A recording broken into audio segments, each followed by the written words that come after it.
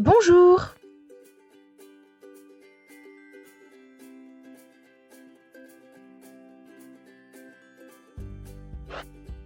Voici le plan de la présentation.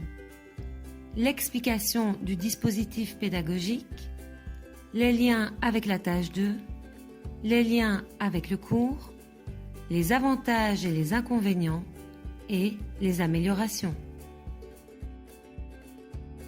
Le microlearning est une modalité de formation ou apprentissage en séquence courte de 30 secondes à 3 minutes, utilisant texte, images et son.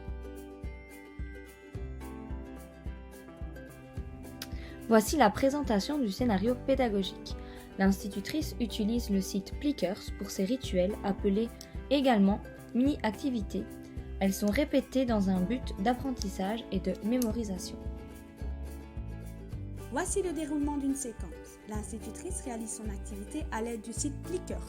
Elle distribue les QR codes aux élèves ayant des réponses différentes par rapport au point de celui-ci. Elle projette ensuite son activité sur le TBI à l'aide de son ordinateur et valide les résultats à l'aide de son smartphone. Afin de valider leurs réponses, les élèves placent leur QR code de la bonne manière. L'institutrice scanne les QR codes des élèves à l'aide de son smartphone et leur réponse est envoyée automatiquement sur le TBI, ce qui permet de valider ou non les résultats des élèves.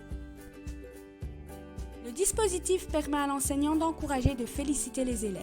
Il permet d'utiliser un outil numérique ludique qui motivera les élèves en leur proposant un apprentissage de qualité. L'évaluation se fait de manière formative. Il permet une analyse des résultats afin d'envisager une éventuelle différenciation.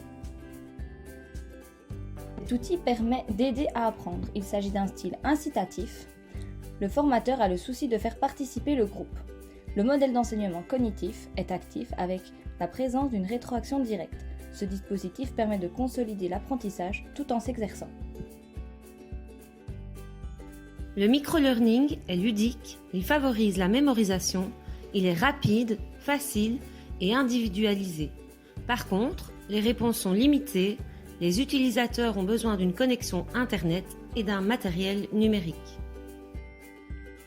En ce qui concerne les améliorations, il serait judicieux de créer une plateforme en français, d'envisager le fait de pouvoir donner plusieurs réponses, d'installer des tableaux interactifs dans les établissements scolaires et de donner la possibilité aux enseignants d'échanger leurs questionnaires.